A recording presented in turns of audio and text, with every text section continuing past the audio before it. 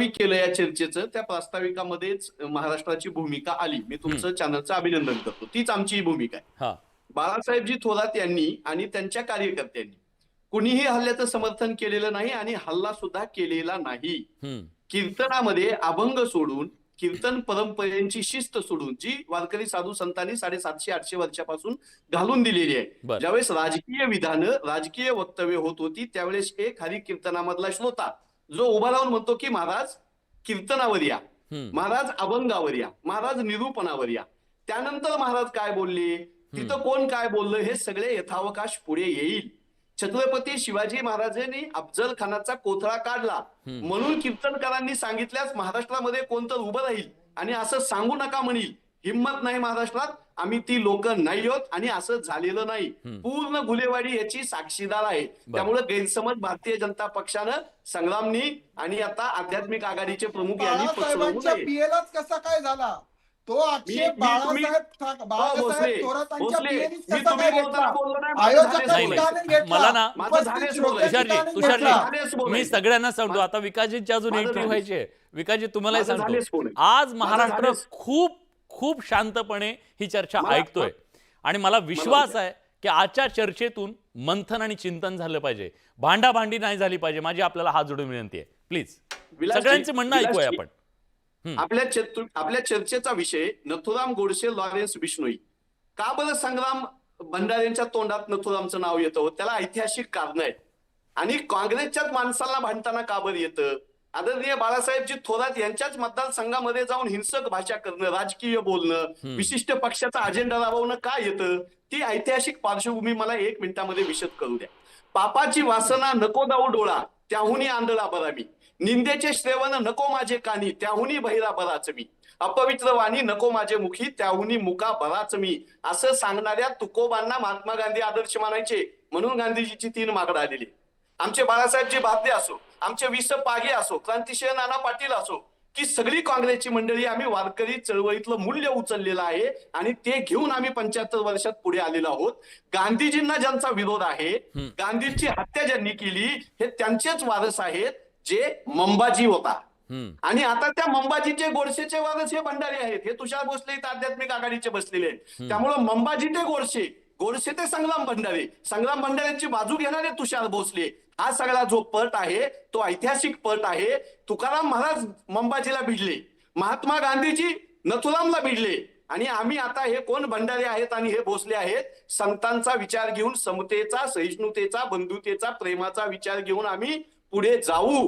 ते ह्यांना सहन होत नाही म्हणून हे सगळं होतंय. आणि त्याच्यासाठी आमचा वारकरी संप्रदाय, ज्या वारकरी संप्रदायानं सत्य असत्याशी मन केले ग्वाही मानी येले नाही बहुमता असं सांगितलं, तो आमचा संप्रदाय तुम्ही वापरताय, त्याचा गैरवापर करताय. आम्हीही वारकरी घरातले आहोत, आम्ही हरिपाठ म्हणतो, आम्हीही पसायदान म्हणतो, आम्हीही काकडा आरती म्हणतो. तुमचा तो आक्षेप पटकन घेतो आणि त्याचं उत्तर पण घेतो. मला सगळ्या पाहुण्यांना वेगवेगळ्या मुद्दे पण चर्चेत घ्यायचे आणि सगळ्यांना संधी पण द्यायची आहे. तुषारजी, तुमच्या राजकारणासाठी तुम्ही कीर्तनकारांचा वापर करताय, हा थेट आरोप आहे, उत्तर द्या. असं आहे, कुठेही कीर्तनकारांचा वापर आम्ही केलेला नाही. कीर्तनकार जगाचं ज्ञान वाढवण्याकरता असतात, प्रबोधन करण्याकरता असतात. कीर्तनकार काय कोणाच्या हातचं बावलं नाही आहेत की कोणाच्या राजकारणासाठी कीर्तनकार स्वतःहून जातील आणि कोणाची कीर्तनं करत फिरतील. त्याच्यामुळे, आणि मगाशी हनुमंत पवारांनी जो विषय मांडला की मंबाजी, गोडसे आणि मग भंडारे, भोसले, मला मध्ये ओढण्याचं काय कारण आहे याच्यामध्ये? मी कीर्तनकारांना धमक्या देऊ नका. ऐकून घ्या, तुम्ही ऐकून घ्या. अजिबात नाही, एक जण प्लीज, आपण ठरवलंय आज जाऊ देऊ नका.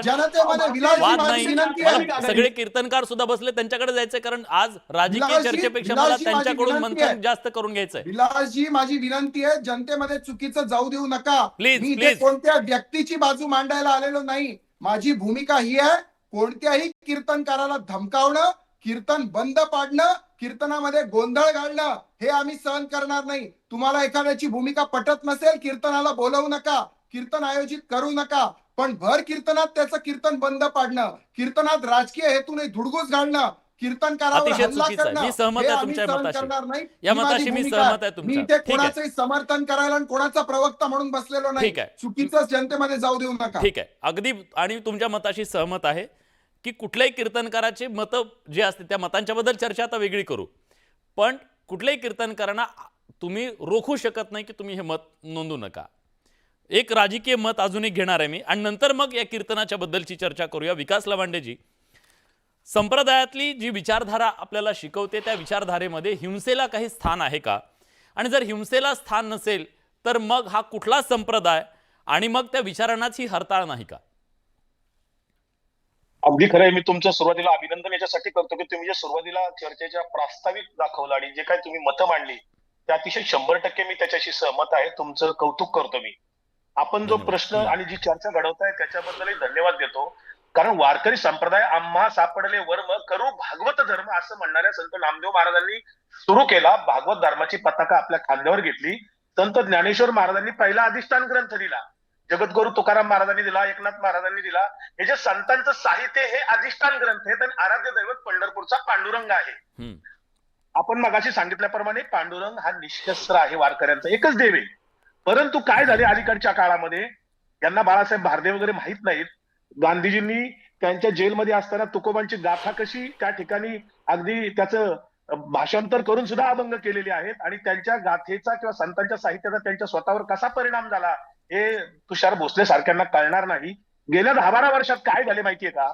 RSS जे आहे, RSS राष्ट्रीय स्वयंसेवक संघाचे अनेक लोक बुरखा पांघरून वारकरी संप्रदायाचा त्या ठिकाणी आलेले. तुम्ही आता मगाशी व्हिज्युअल्स दाखवले, त्यात भगव्या टोप्या होत्या आणि भगवे शर्ट आणि भगवे ते पांघरलेले कपडे होते. वारकरी संप्रदाय हा फक्त पांढऱ्या कपड्याने व्यापलेला आहे.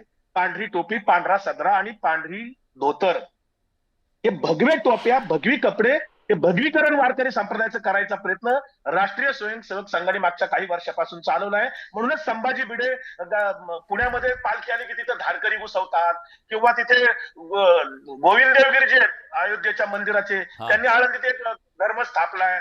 असे अनेक मारे संग्राम बापू वारकरी हा ठीक आहे तुमचा मला ऐकायचं अर्धा मिनिट प्लीज हे सगळं जे काय वारकरी संप्रदायामध्ये घुसखोरी केलेली आहे. जेखळांची व्यंकटी सांडो तया सत्कर्मी रती वाढो, ज्ञानेश्वरांचं पसायदान या लोकांना मान्य नाहीये का? अहो हे हिंसक बोलतात. त्यांनी जे काय मगाशी सांगितलं अफजल खानाचा कोथळा शिवाजी महाराजांनी काढला, हे बरेच कीर्तनकार सांगतात. ते काय सांगतात माहिती का? त्यांना तो प्रसंग तेवढा सांगत आहे, शिवाजी महाराज फक्त तेवढेच सांगायच्यात. कारण अफजल खाना मुस्लिम अशा आशयाने तिथे बिंबवला जातो. आणि संग्राम भंडारे सारखे टुकार कीर्तनकार, या कीर्तनकारांच्या जीवावर वारकरी संप्रदाय जगलेला नाही. वारकरी संप्रदाय जो जगलाय तो फडकऱ्यांच्या जीवावर जगलाय, दिंडी चालकांच्या जीवावर जगलाय. आणि उत्तर भारतातले जे काय महंत बाबा बुवा आलेत ना भारतीय जनता पार्टीच्या आशीर्वादाने महाराष्ट्रात, हे वारकरी संप्रदायाचं तत्वज्ञान पुसायला. ठीक आहे मला बाकीच्यांना पण वेळ द्यायचा आहे. विकासजी तुमचा मुद्दा कळला. या सगळ्यामध्ये आता हिंदुत्वीकरण म्हणजे काय म्हणतात त्याला, कट्टरतावाद घुसलेला आहे असं तुमचं म्हणणं आहे. आपल्या सोबत काही महाराज आहेत. आता राजकीय चर्चा नंतर मला तुषारजी मी येतो, फक्त आपल्या तिन्ही मान्यवरांकडे मला एक